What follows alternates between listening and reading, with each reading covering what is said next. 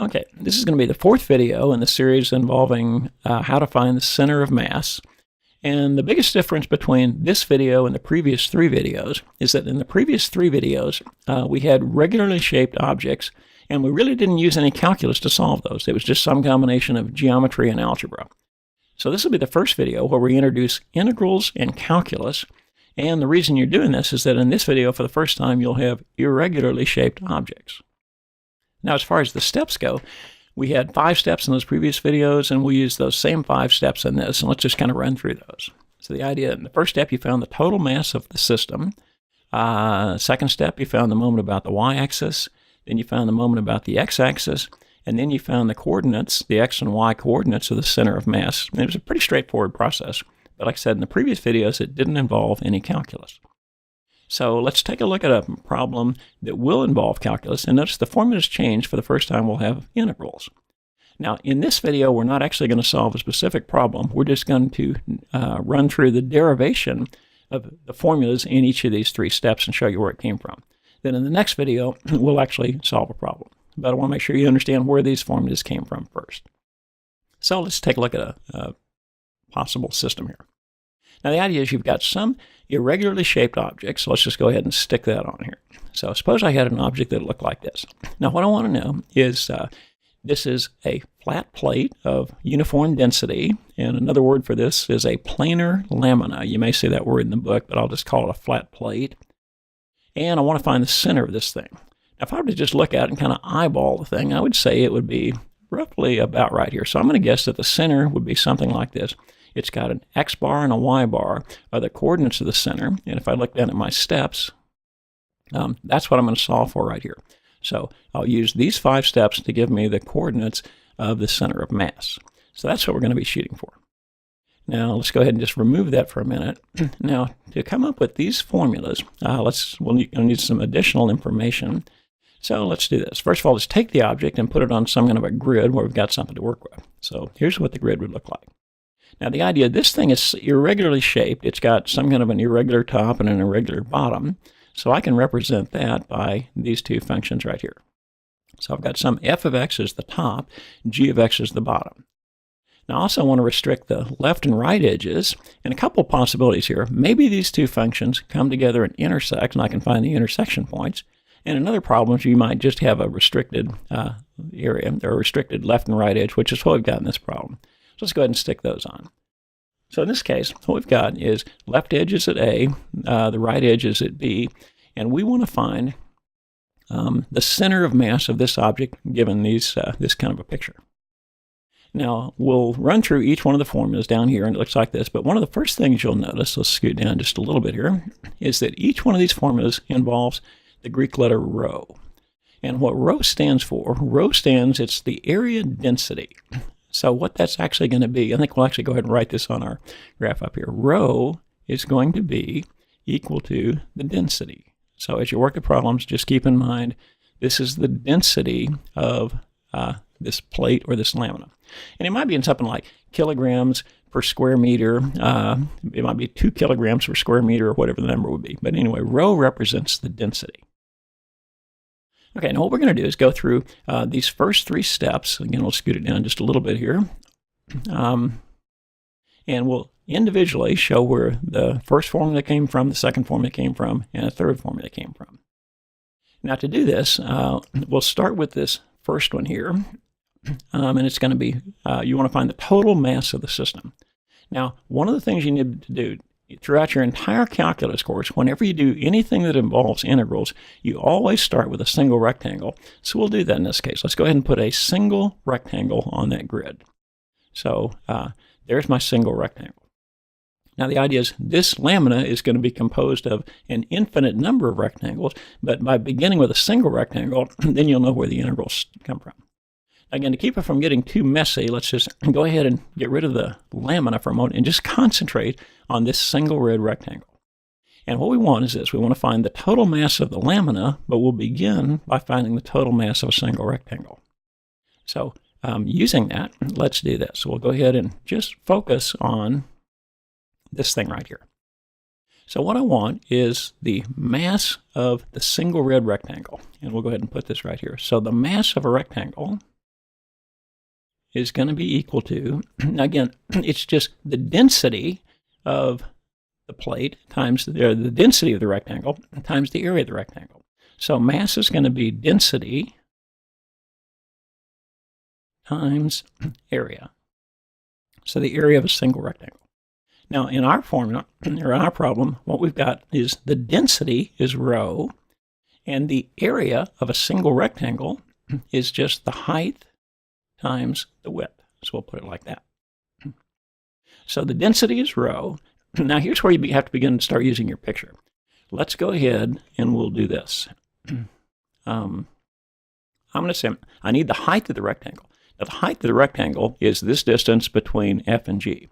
So if I drew a picture around it, it would actually look like this. So the height of the rectangle is going to go from here down like this and like this, and I'll go down here. And that distance right there is the height. Now what is that height? Well, it's just the difference between F and G, so you can actually write it out like this. It would be defined, I think we'll put it in brackets, it's going to be F of X minus G of X. And that's going to give you, I think we'll put it over here, that's going to give you the height of the rectangle. So now I've got the height of the rectangle. So let's go ahead and put that on our picture, or on our thing down here. So the height is going to be, and it's just F of X minus G of X. So there's the height of it. Now the next thing is, what is the width of the rectangle? Well, the width of the rectangle, just like it's always been in everything that you've done throughout calculus so far, is just dx. So this part right here is going to be dx. So the width of the rectangle is going to be dx. So again, there's the density. This part right here is the height. This part right here is the width. Now what this is going to give you the mass, and I want to emphasize this, of that single red rectangle. So a single rectangle. Now, if you want the mass of the whole thing, let's go ahead and put our lamina back on there again. If you want the whole thing, then rather than the mass of a single rectangle, it'll switch to the integral from A to B of the sum of all these individual red rectangles. So what that's going to look like, this is going to be, and we'll call this the total mass of the entire lamina, or the entire flat plate, would be equal to, and all you do is just find the integral from A to B of this. So this represents the mass of a single rectangle. So integrate it, and you'll have a mass of all the rectangles summed together. So this is going to be F of X minus G of X dx. And what this is, this gives you this formula right here. Now the only last thing that you'll notice is rho is a constant. So if you wanted to, you could bring rho outside the integral, which is what they've done in the formula. And that is where the formula for the total mass, and again, this is not the mass of a single rectangle, this is the total mass of the whole lamina. So whenever before you take the integral, it's the mass of a single rectangle. Once you integrate it, you've got the mass of the whole thing, all the rectangles summed together. So that's where the first formula comes from. So now let's go back and take a look at the next formula. So we'll go back to our formula sheet here. Now what the next one says to do is this. You want to find the moment about the y-axis, and you want to find the moment about the x-axis. Well, let's go back up and look at our picture here first, and let's add a couple of extra things on here. Now to do this, just like in those previous videos, if you want to find, if we're working with just this red rectangle here, and again, we'll turn off everything else just so we can concentrate just on the red rectangle. And the red rectangle itself has a center of mass, and it's halfway over here and halfway up here. Well, I'm going to draw about where it is. I'm going to say that it's about right there. So that point right there represents the center of mass of just the red rectangle. Now, where is that? Well, a couple things you can get. The distance from the x distance would be from here and going straight over to here. So it's going to be this distance right here. So what this distance is, the distance from here to here, is just going to be whatever the x distance is on the x number line. So it's going to be x. And it stops halfway in between this edge and this edge. Now, what's the y distance? Well, let's put that right here. Suppose I went from here, and I'll go, say, out to here. Now, what I want is the distance from here down to here.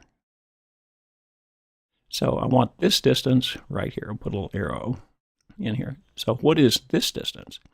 So what this distance is, we'll kind of put it like that. This is going to be the y distance, and what that y distance is, it's just going to be, and you can kind of look at it, this point right here is halfway between f and g. So this point is the average of f and g, and to find an average, you just add the two things together and divide by 2. So the height at this point is just take the f distance and add it to the g distance, and then divide by 2, and when you do that, you will have the halfway point between the two. So what you've got here is this. This is the x distance, and this is the y distance. What this would be equal to y, the y coordinate of the center of, just the red rectangle. So with that in mind, now that we've got that, let's go ahead and find the moment about the y-axis. So we'll scoot down just a little bit here, and let's concentrate just on this second formula. So I'll go ahead and turn these other ones off. Let's turn this formula on, and here's what the formula looks like. Now and again, from the previous 3 videos, work we've done in the working with point mass system is, you know this. The moment is defined to be, and we'll go ahead and put it here. So the moment about the y-axis is just going to be mass times distance. And this is just the basic formula for moment. So what moment is, now the mass, in this case, and let's look at the picture and see what it would be. The moment about the y-axis is the mass of the rectangle, which is concentrated right here at this point, times the distance to the y-axis, and that distance to the y-axis is x. So first of all, we need the mass. So the mass of the single rectangle. Remember, that's what you got in that last step. So let's go back and take a quick look at that. So in the previous step, we found this. The mass of a single rectangle was equal to this right here. So rho times f of x minus g of x dx. So just take this, and this is going to give you the mass of a single rectangle. So that's going to be, in this case, rho, and it's the same thing it was last time, times f of x minus g of x dx. So that's the density times the area. But then you've also got times the distance. Well, the distance from the center of mass to the y-axis is x, so you'll add another x out here. Now what I'm going to do is this. I'm going to write this as the moment about the y-axis, and again, this is for a single rectangle. I'm going to take this x and move it out in front. So I'll make it be x times e f of x minus g of x dx. So all I did in that step is just take this x and moved it out in front. Now again, this is the moment of a single rectangle. And again, what you want, and we'll put this lamina back on here, you want the moment of all of the individual rectangles in there added together as it goes off to infinity. So if you find the summation of all of those moments, what that's going to do is going to change it from a single rectangle, and it's just going to be the moment about the y-axis. And this is going to be for all the rectangles, would be equal to the integral from a to b of a single rectangle. So x e summed f of x minus g of x dx. Again, what each part of this is, I think we'll write it real quickly right here. This part right here, it's just mass times distance. So this little part right here is the distance, and all of this together is the mass. So it's just integral of mass times distance. And finally, where the formula does is, again, rho is a constant, so you can bring rho outside the integral, which is what gives you this final thing up here. So that's where the moment about the y-axis comes from. Okay, now let's take a look at the third step and see where the moment about the x-axis looks like. So first of all, we'll turn our steps back on. Now we're going to look at this third formula here. So we'll just concentrate on this one. Notice this looks a little bit different. The moment about the y-axis just had the distance x. The moment about the x-axis looks a little, or x-axis looks different. So let's take a look and see what that looks like. So we'll go ahead and turn these steps off and just concentrate on that third step. So it's going to look like this. Now again, the moment, it's still going to be, we'll sort of start from the basics just like we did in the last one. The moment about the x-axis is still going to be mass times distance, just like it was before. So mass times distance. Okay, we'll go back up to our picture. And again, let's turn this lamina off just for a minute to concentrate on this. Now what you want is the moment about the x-axis is going to be the mass at this point right here times the distance to the x-axis. And the distance to the x-axis is that black distance, which is f of x plus g of x divided by 2. So this is going to be your distance this time. Now the mass is going to be exactly what it was last time. Let's go back to that step 1 again. The mass of this single rectangle is still just e times f of x minus g of x dx. So that's the mass, so let's go ahead and write that down. So it's going to be rho times f of x minus g of x dx. So what this is the mass. Then I want it times the distance. And what is the distance? The distance is that vertical distance right there, which would be f of x plus g of x. So it's just the average of these two. So add them together, divide by 2, and you'd have the average height divided by 2. So again, what this is mass times distance. Now I think just to make it look like the formula that's in front of us, we'll go ahead and rewrite it. So I'm going to go ahead and take this and again move it out in front. So I'll make it be f of x plus g of x divided by 2 times rho times f of x minus g of x dx. Now again, what this is the moment about the x-axis, again, of a single that single red rectangle. So just like in those other videos, if you want the moment about the x-axis of all of them, then you just take the integral of all the rectangles added together in here, and that's going to give you the total moment for the whole lamina. So let's put that final form of it up here. So this is going to be the moment about the x-axis for the total lamina would be equal to, and the only difference is that now you're going to have an integral from a to b of this thing right here. So f of x plus g of x divided by 2. Then there's the density rho. Then times f of x minus g of x dx. Again, just keep in mind what each part of it is. Moments, mass times distance. This part right here is the distance.